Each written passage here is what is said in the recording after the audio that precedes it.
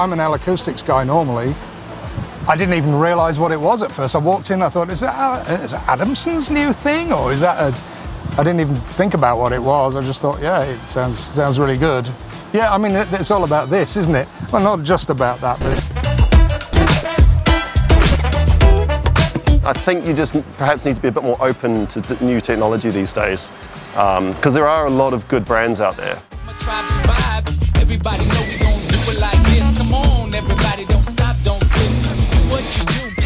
I'm Andrea Brasolin. I'm application engineer of dbTechnologies in the Italian headquarters, and we are in Lucca today for Lucca Summer Festival.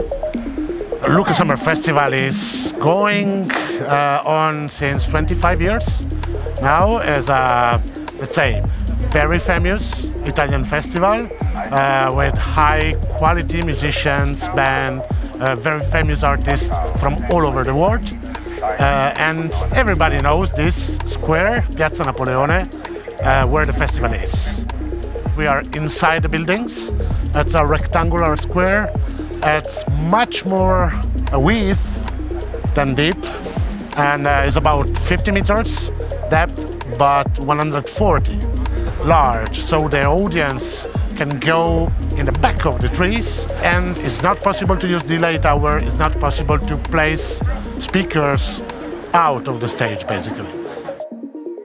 Here we have a main and a outfield hang that are basically the main clusters that going to cover the entire audience. It was important to us to use the same model for main and for outfield, so we can have exactly the same frequency response in the whole venue. We decided to don't create big clusters, so we have only 12 for the main and 10 speakers for the outfield, because the clearance of the stage.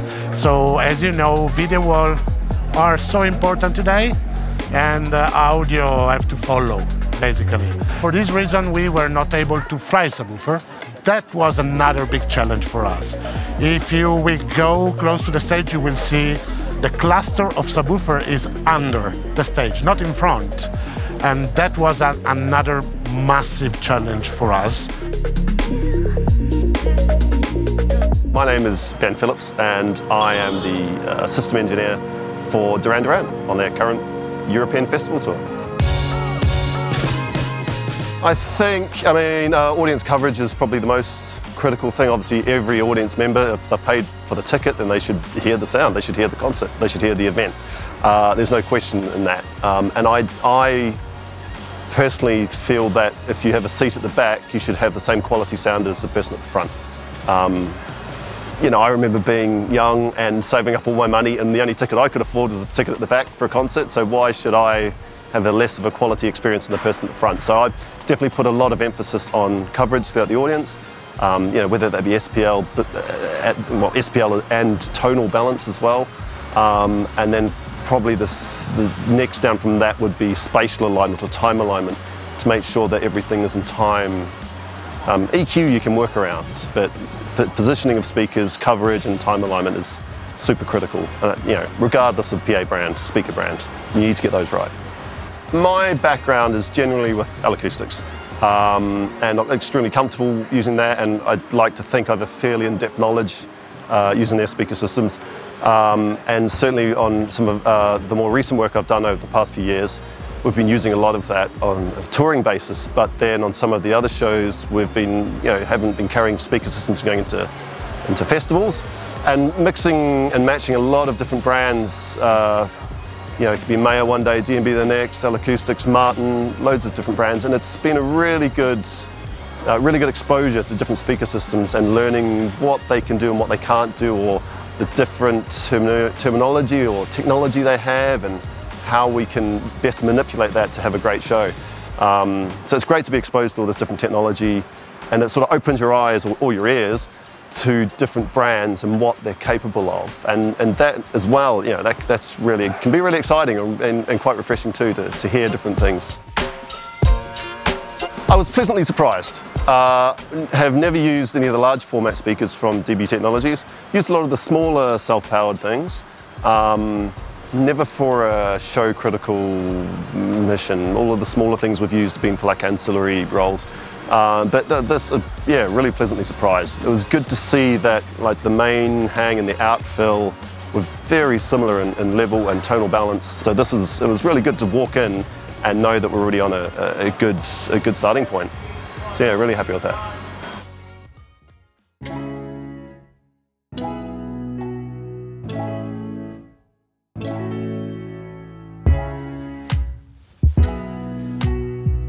I'm Snake Newton and I mix, in this case, Duran Duran. I'm a front of house engineer. They've been around so long, all their albums are done in different styles. They keep reinventing themselves, so each song has that style from that era baked into it, and if you don't make it sound like that, then it just doesn't sound like them. So the drums are a big thing, obviously. Their early drums were very sort of a bit disco, funky, and then they found the Lexicon and the AMS reverb, and then there was more reverb than drums, gated. You know, so they've moved through all these different phases, but you have that, the songs have to reflect that. So you have to, there's quite a lot of programming involved to try and reflect the generation that each song is from. That's probably the biggest challenge. I've virtually got no outboard at all. All of it's digital. I'm a massive digital fan, I suppose. But you know, so I kind of know the good emulations from the bad emulations because I've used the originals. But it doesn't mean I haven't bought an awful lot of garbage. You know, 17 versions of the SSL bus compressor, and then no, you know, this isn't no. And actually the only bit of outboard really that I've got is that I've gone back to a real SSL bus compressor. But the rest of it I've managed to pretty much find good enough duplicates in software to make things happen for me. So I would say, suppose invented the virtual sound check in 2001 with the PM1D and a Pro Tools HD rig and a load of optical string, shall we say, and started using that. I was already using automation on the Langley Recall, which was a semi-automated snapshot desk that had virtual dynamics on it and stuff like that in '98. So yeah, I've been in there from the get-go. I got into music as a musician and I learned on, you know, Steinberg stuff, the very first version of Cubase when it was Pro 24 before that. So when Cubase Audio came along, it was like, wow, you know, this is starting to get where I want to go. But now, you know, it's all available in the box. Not all of it, but you know, most. Yeah, I'm happy to work in the box. I think I'm torn between. I love the SSL. I love the way the SSL sounds. I think if somebody said to me, you've got 2 days to get just a band sounding really good, then maybe I'd go for an SSL, because I think they're the best sounding quickly out of the box. But, you know, I'm a very heavy plug-in user. And if somebody says to me, oh, you know, for this 3 bars of this song, we want this thing to happen there, then it's really easy to do. 1 line of distorted vocal, there it is, you know, you just drop a plug-in in and tell it when to turn itself on and tell it when to turn itself off, and then it just happens every night, and there's no, oh my God, I forgot that cue. Oh no, right, okay. I mix 2 pathways. I always mix 2 pathways, so I mix band and vocals separately and then shove them together in the end. So my main left and right is just the band mix. So everything just goes to left and right apart from all of the vocals. And then I can crush the band in any way I want, or shape the sound of the band in any way you want. So you can make the music sound in a certain way. Because often if you want if you're trying to emulate a record or you're trying to get a certain sound, then the key of that is usually in the way the music sounds. The vocals on records tend to generally sound like the vocalist. You know, so if you listen to Simon Le Bon on any Duran Duran album, it sounds like Simon Le Bon singing into a mic.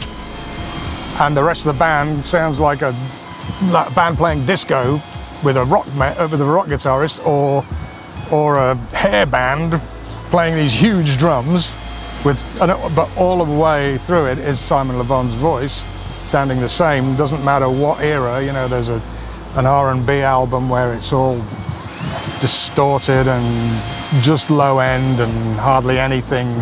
That gives you the opportunity to do anything you like with the band sound and not worry that you're screwing with the vocal sound. It also gives you the versatility of being able to turn the whole band down, you know, including its processing by a dB without, you know, affecting the vocal at all.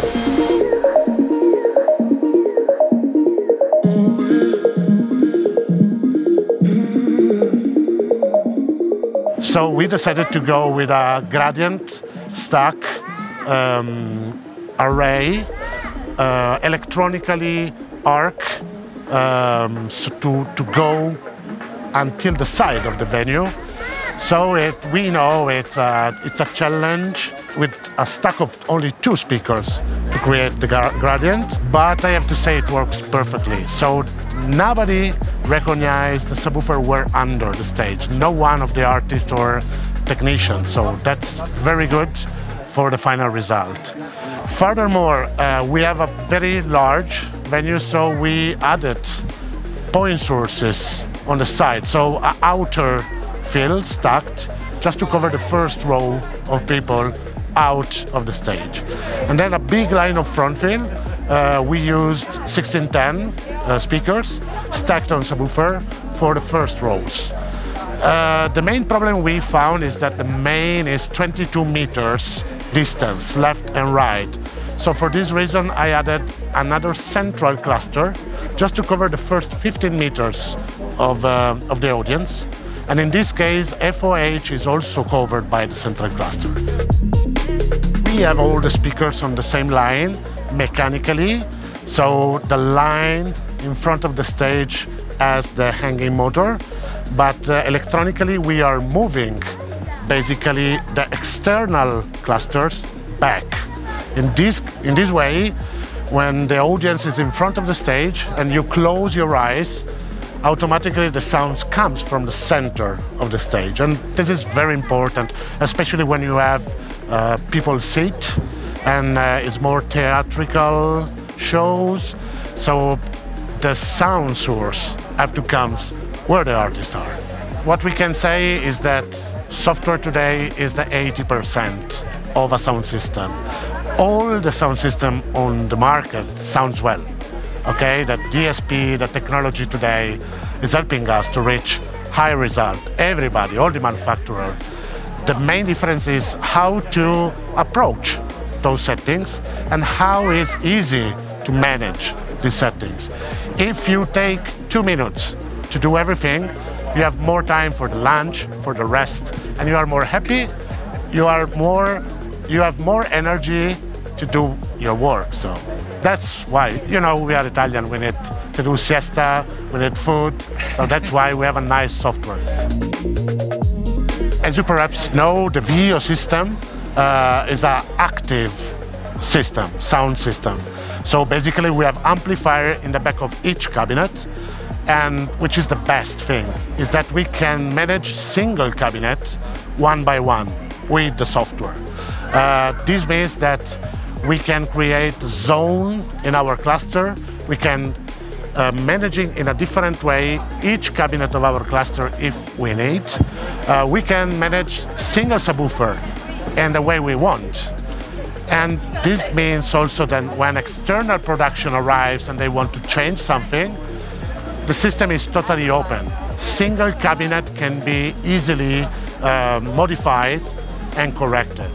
This was a huge possibility for us, especially for front fill, out fill, etc., because we can change delay one by one cabinet when the production, they want to move the barrier 2 meters in front or in back, depending by the audience plan, seated or stand up.